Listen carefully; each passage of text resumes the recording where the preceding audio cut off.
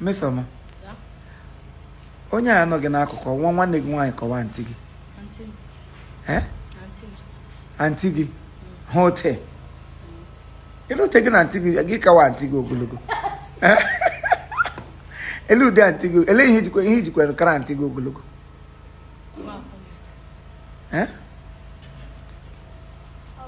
Onye?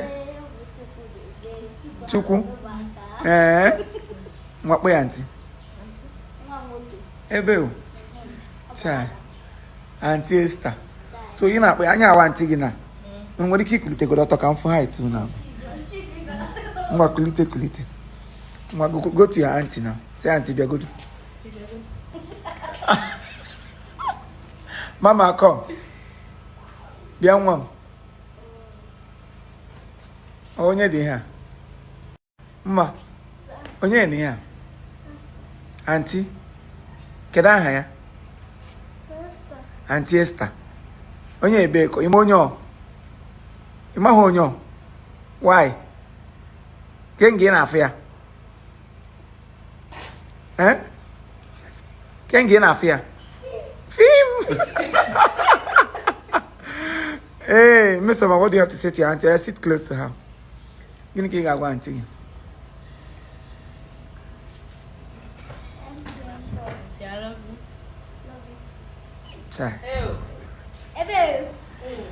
Hey, auntie, gwe.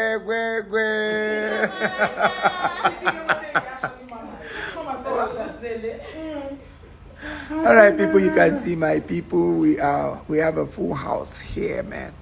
Everyone is busy. That's all Gaveki. Oh, yeah, go and greet your auntie. Say, auntie, good evening. Come here. Oh, yeah, greet. Go there now. Say, auntie, good evening. Come on, can you see your greet the auntie now. Hug her. Say, auntie, good evening. How are you doing?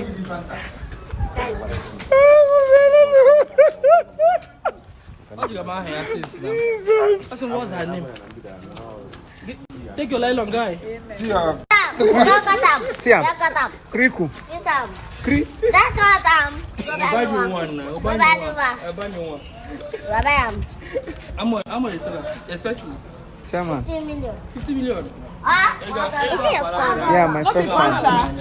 So, did you greet? Did you greet? Hey, Jesus. Pare wo nwe gị na o jari ko mu aka ị na-akparị. Alola na ngi. Ịhụta zi ma sonye ahụ adị.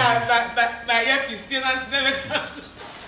When we are wait up again, baby, like this, left and I don't do it. My baby, come quick earpiece, come maintain. You can. I was going to go in here and see my own. You have life at the zero. You know, I'm sweater. You can see. You're going to get okay. You got that. Love, catch me. I don't know. Ekereme because so you na bakari. Achọrọ m okpu ma no si am were chafu kere lakpuru onwe ma chọọ m ịma. Ko eta my body mo na gị bịa kọshiwe. Nsị gị na ahụ adị m gị lepụrụ m anya. Ọ dị lepụrụ gị. Njiki na akwa. Jesus.